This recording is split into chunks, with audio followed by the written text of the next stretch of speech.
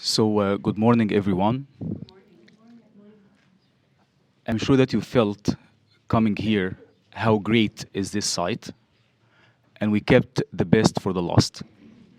This is the perfect way to say goodbye to Luxor, coming to this place, Karnak. Karnak has many temples together inside the same complex. The main god they built the main temple for is Amun Ra, the king of the gods. But Amun Ra became the king of the gods the time of new kingdom, when Luxor became the capital of Egypt. We skipped the big building and we came direct to this shrine, the small temple north of Karnak, facing north, because the god before Amun Ra was the king of the gods, Bitah, the creator god, the god who created everything. And guess his wife is Sekhmet. You can feel the power of the name when you say it. Sekhmet. Sekhmet in ancient language means the powerful one. She had many titles. She was the daughter of Ra. She was the eye of Ra. She was the lady of war. She was the lady of the two lands, Upper and Lower Egypt. Once Karnak had 365 statues of Sekhmet.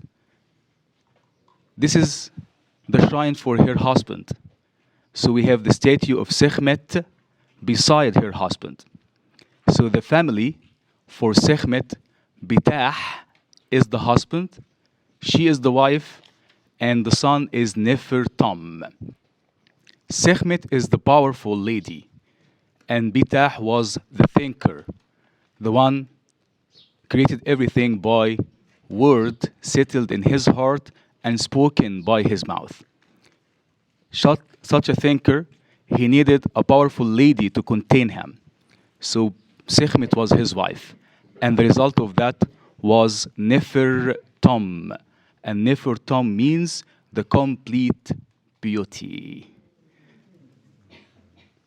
Bitah, Sekhmet, and Nefertam. The only statue of Sekhmet that we still have in its place, which it belongs to, the one we have here. The rest of the 365 statues, most of them destroyed, and some of them we have in the open air museum of Karnak. Why 365 of them? For the 365 of the days. She is the protector, and she is the lady to protect from any evil. So, ladies and gentlemen, Sekhmet is waiting for you to welcome you, and it will be the perfect end for our goodbye to Luxor. Thank you very much. So, in this sacred honoring site, we'll again connect consciously, each one of us, and collectively, inwardly, through the power of our hearts, in inward meditative silence, where we rest our mind and open our hearts, our energy, our consciousness into the full being of who we are. In this beautiful sunlight morning, with the light breeze, with the birds around us. Take a moment to just feel the space, feel the energy here, feel all of us here, and what the energy is holding for you this morning, what gifts it has for you this morning.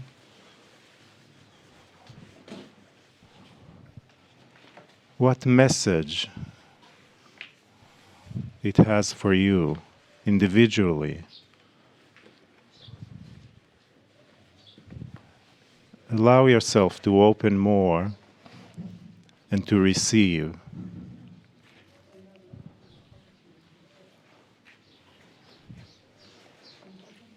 The god Sekhmet, as you heard from is the lady, the goddess, the compassionate one, not only the feared one, the powerful one of protection, of care, and of love.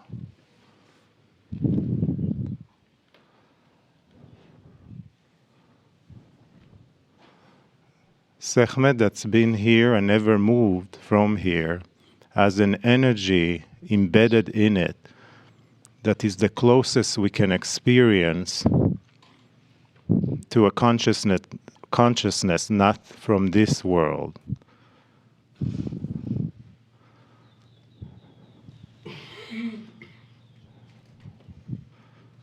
And as you enter the shrine, you'll feel that connection, that presence and communication that is so real and so powerful.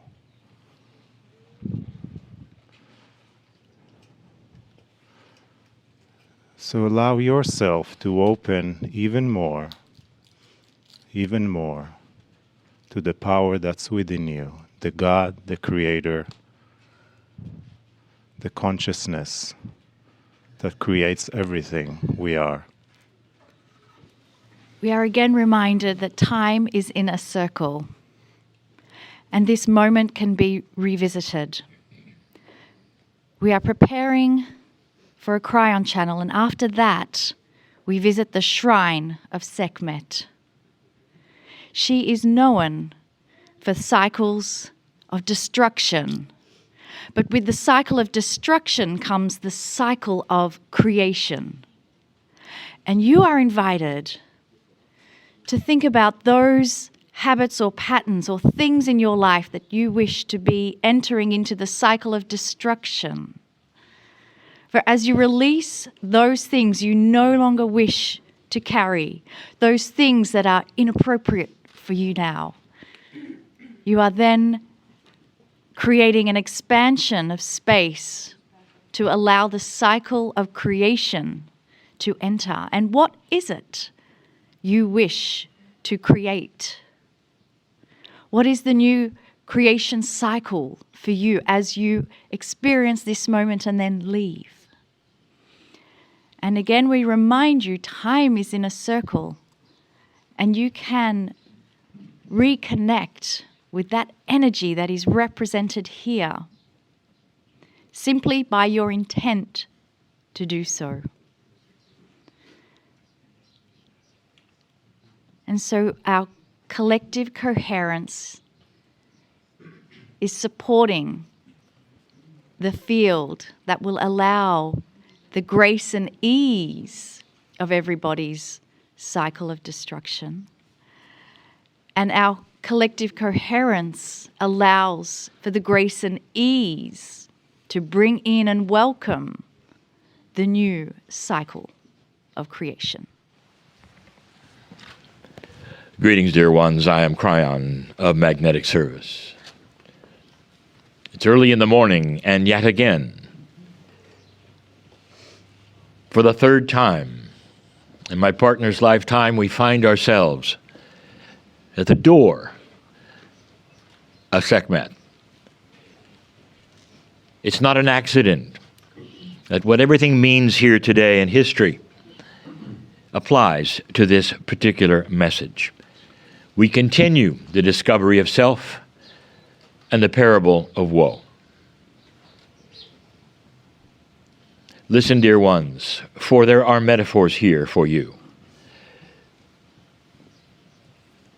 The one called Yusha has been waiting for woe. We continue the story in this episode of woe's discovery of his self, and indeed, this time, he shows up. He did not in the last episode because he was still pondering what he was told. It was so different from anything he had been told before. About the majesty of God, of the power that he had, even as a human being, a piece of God. He had rewritten, perhaps, everything that he had been told, reframed, but he still wasn't done. He had questions, big questions. Yusha was there waiting for him, and Woe came and said, "Thank you for waiting. I'm sorry. I was not here before, and he said, these are confusing times for me. I don't understand fully." And Yusha said, "Whoa, this may take a long time. It may have to be intuitive for you eventually. You may have to sit with it, use it, meditate about it." And Woe said, "I'm not done. Don't give me anything new. I need to have answers." And Yusha smiled because everything out of Yusha's mouth would be new.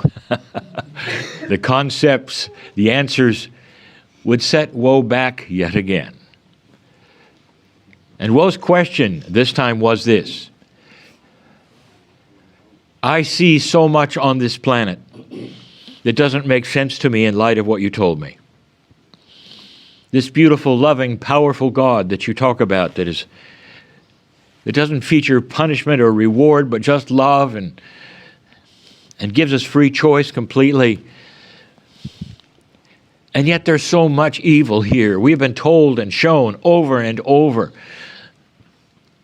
that there are ones who are evil, who are trying to capture our soul, and we have pictures of them.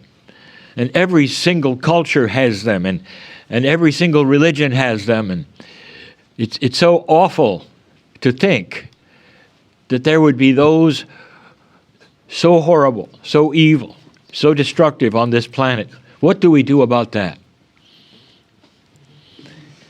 And Yusha smiled yet again and said, "Woe, here comes something else that will set you back. There are no evil ones on this planet apart from humans. There's no demons out to catch your soul apart from humans. And here's a statement, Woe, that I'm going to make for you and for all those listening. The most magnificent, loving, amazing, miraculous things on this planet come from humans. The most evil, destructive, awful, horror on this planet come from humans. You don't need demons on this planet. Humans will take care of it all. You have the power, Woe, within yourself of free choice, of a consciousness that has energy to create or destroy. To create or destroy. And that is the truth. And because it is so elusive to you, you make up things. All good things come from angels, all bad things come from demons. Humans have no responsibility, you see. You simply go between them and hope for the best. That's what you were taught. Good luck, you were taught. And now I'm telling you there is power in consciousness. You can be as high as the angels, as low as the demons, if you choose. And Woe, you know I'm right, because if you look at history, you see what humanity has done with humanity. It didn't take a devil to do that. But Woe, I want to tell you this. You're sitting here because you've had an awakening to ask. And all those listening right now have the ability to listen. As I tell you this, this planet goes through cycles.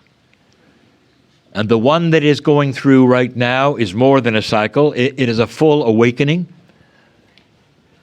It was projected by the indigenous. I told you about it 32 years ago, and here it is. This is the great shift, and the shift is of consciousness. For the first time on this planet, you have the ability for light to outweigh darkness. And in the past, all of your history, all of your past, darkness truly has reigned. It has been unbalanced in the scales of light and dark. Dark has always outweighed light until now. You're starting to see it on the planet. Again, I say that in so many different ways. The planet is starting to awaken to a larger truth, that it can control itself without war, that it can build itself up even with increased populations and feed itself so that no one goes hungry or cold. These things are coming. The planet feels it. The planet is reacting to it. And old souls are helping to steer that by their meditations in the field, by their love, by their kindness, by their awakening. This is the truth. If you take a look at the power of creation and destruction, you're moving into the age of creation.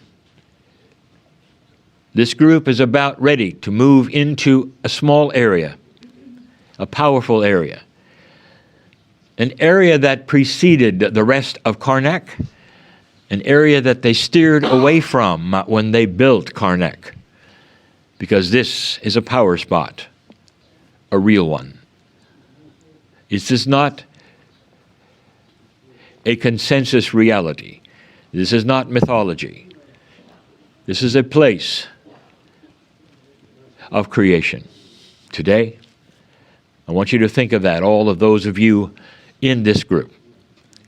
Woe took all of this in. Somehow he expected it.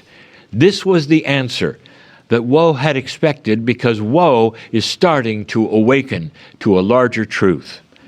As he ponders it with the logic of it, as he thinks about a beautiful, loving, creative God, giving humanity a piece of God, free choice.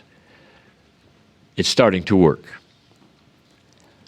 Woe thanks Yusha again and says, I will ponder some more. Do you have more things to tell me about myself? And Woe smiled and said, we have only just begun. Come back for more. And Woe will come back. For all of those listening who are not here, there is a chance here, at this juncture in history of humanity, to show the entire world that war is not acceptable, ever again. I am crying in love with all of you, and so it is.